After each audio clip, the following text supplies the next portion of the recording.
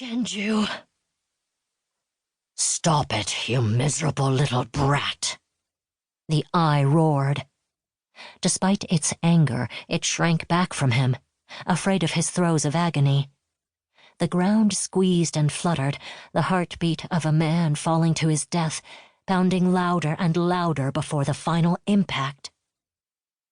Yoon wanted it to stop. He wanted the anguish to end. It hurt so much to see everything he'd worked for shredded to sparks and dust. It was destroying him from the inside. So let it out. The whisper came to him in his own voice, not the eyes, not Genju's. Put the pain outside. Put it somewhere else, on someone else. The rip started at his feet, a pinprick in overstretched silk. The tear birthed itself in the water and raced into the banks of the earth like lightning cracking the sky. The ground split apart, releasing all its quaking tension in one swift cataclysmic burst. And then, stillness. Yoon could breathe again. He could see. The trembling had worn itself out, spent its energy in the creation of a long lesion in the ground, an unnatural wound upon the landscape. Swamp water poured into the injury, masking a depth he knew he shouldn't explore. Things were so much clearer when there was relief. Yoon used this moment of respite to look around. The musty grove resembled no forest he'd ever seen.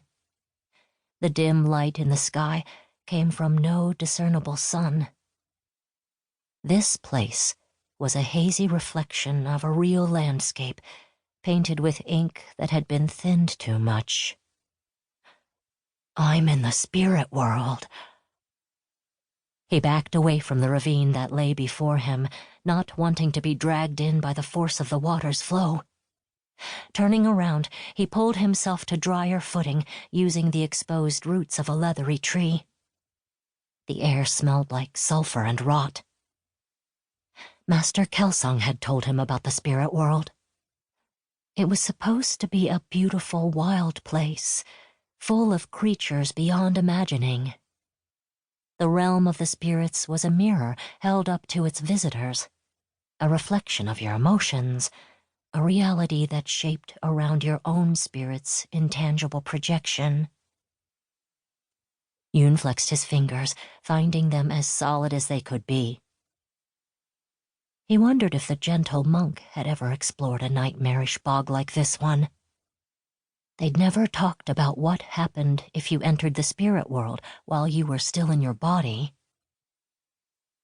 The rustle of branches gave him a start and reminded him he wasn't alone. The eye.